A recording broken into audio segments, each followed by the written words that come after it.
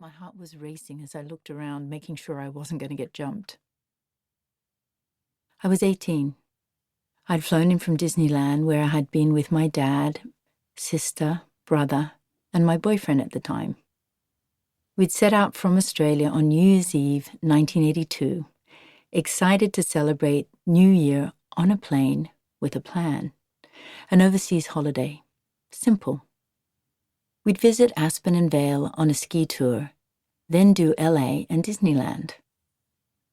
I would carry on alone to New York, where, for the duration of our Aussie summer, I'd been invited to try modelling with Click Model Management.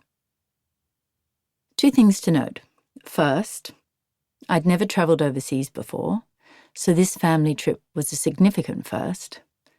Second, I went to New York alone, with only an undated return ticket home to Oz and a few $100 in my pocket, which my dad had given me.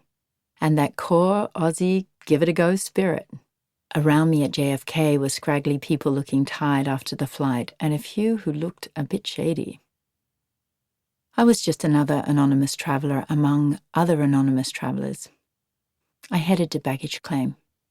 I couldn't help noticing an intense-looking woman coming towards me. She had a very determined look on her face. Unsure of what to do and feeling overwhelmed, I hurried to the nearest bathroom and locked myself in a stall. I jumped onto the seat of the loo, managed to fold myself up and sit on the cistern, and waited.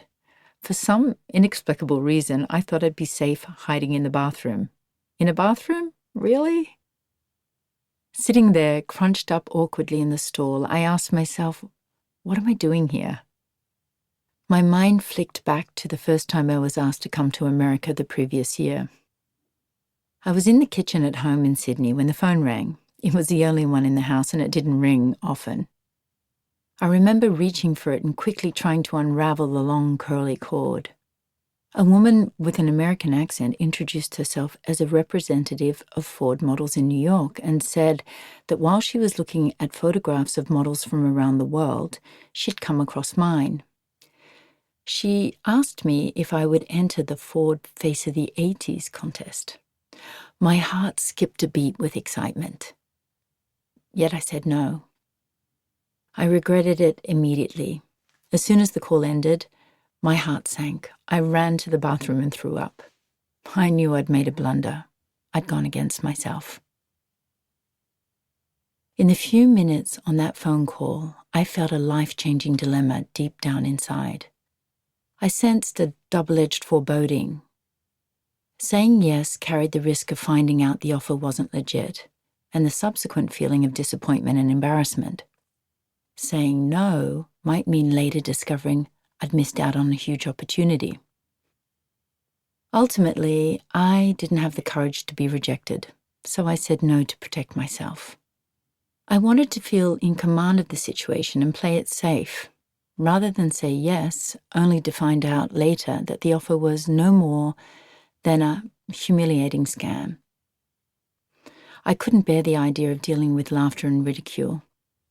She thought she could be a big-time model, but she was taken for a ride. Ha.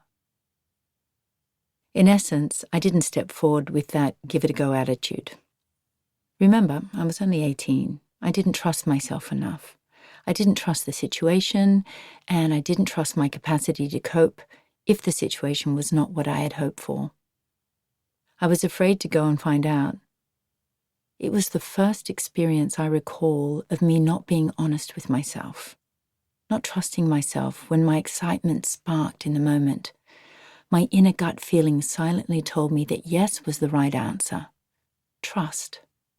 But my pride won. When Ford called, I not only doubted myself, I also doubted modelling. I didn't want to be seen by my family and friends and by my boyfriend as whimsically following frivolous choices. And yet, if this was a genuine opportunity, even though I had been modelling in Australia casually for the past year, being asked by Ford models to join them in America raised the bar. In that bathroom stall at JFK, I recalled the remorse I'd felt after saying no to the agency and how excited I was when Click Model Management called a few months later, also asking me